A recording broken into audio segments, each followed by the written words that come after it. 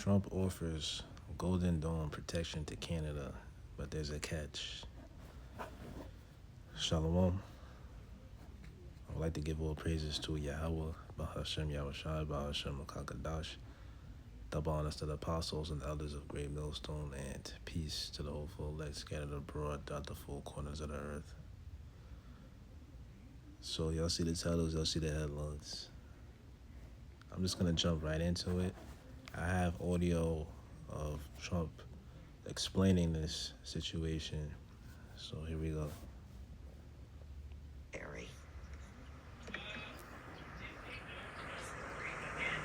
In the campaign, I promised the American people that I would build a cutting-edge missile defense shield to protect our homeland from the threat of foreign missile attack. And that's what we're doing. Today, I'm pleased to announce that we have officially selected an architecture for this state-of-the-art system that will deploy next-generation technologies across the land, sea, and space, including space-based sensors and interceptors. And Canada has called us, and they want to be a part of it. So we'll be talking to them. They want to have protection also. So as usual, we help Canada do the best we can. This design for the Golden Dome will integrate with our existing defense capabilities and should be fully operational before the end of my term. So we'll have it done in about 3 years. Once fully constructed, the Golden Dome will be capable of intercepting missiles even if they are launched from other sides of the world and even if they are launched from space.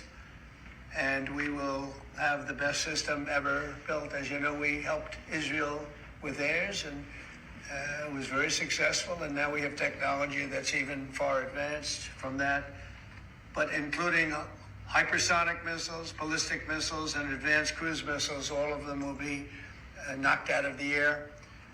We will truly be completing the job that President Reagan started 40 years ago, forever ending the missile threat to the American homeland, and the success rate is very close to 100%, which is incredible when you think of it. You're shooting bullets out of the air.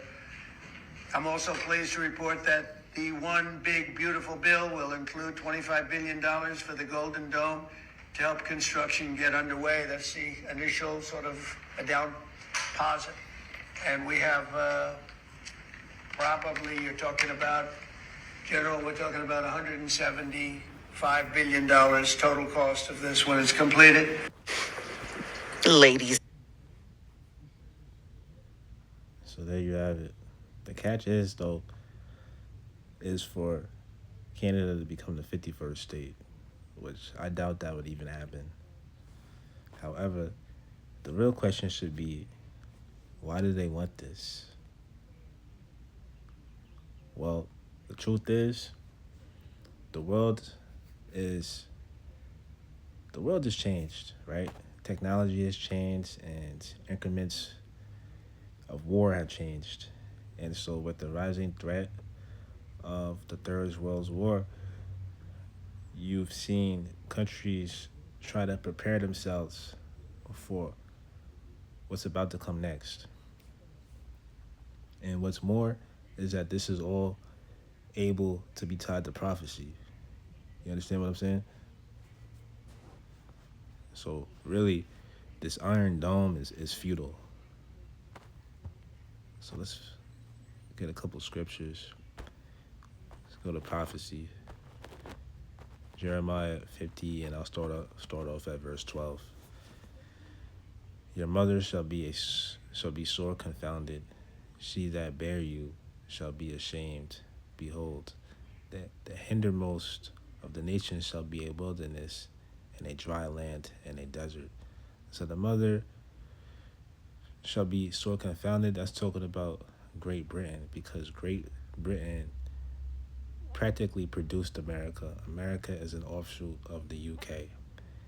And even the elites of this world, the rich banking families, they're from Europe. They're from the US. They're from the UK. And so they're the ones who pull the strings behind the scenes. There's a saying that all wars are bankers' wars. Well, they're the ones who have the power. And then the US has just always been that big stick that's been used to administer pain around the earth. You know, they say that the U.S. has the most bases stretched forth throughout various countries. Why is that? And then it says, behold, the hindermost of the nations shall be a wilderness, a dry land, and a desert.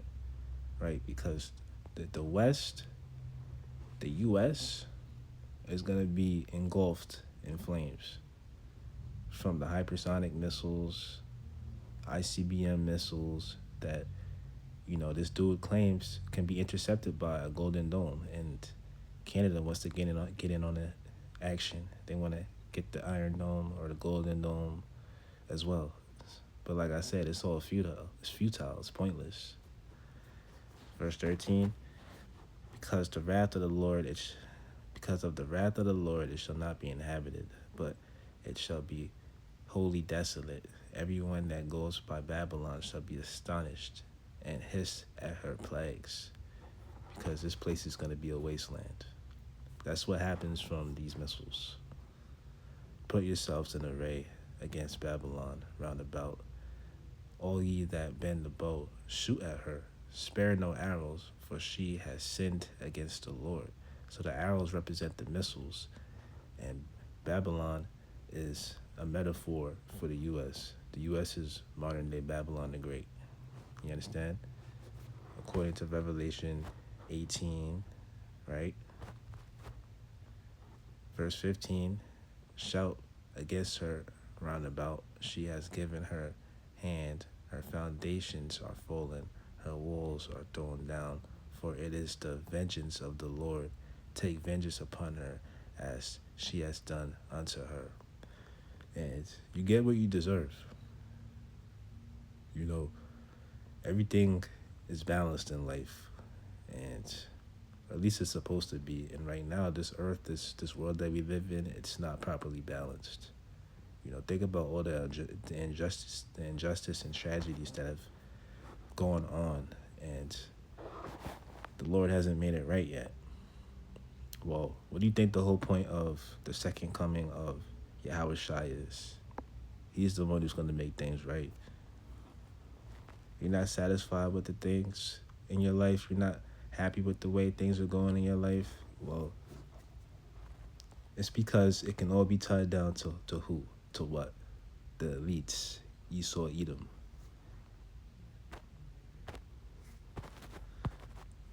I got another precept, another scripture, Malachi 4:1, and then the heading is final admonition.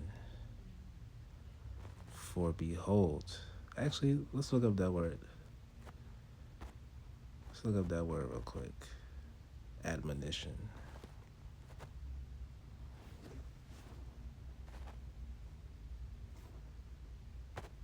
Admonition.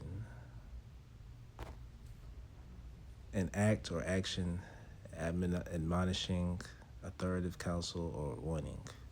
So this is like the final warning, right? Malachi 4:1, for behold, the day cometh that shall burn as an oven.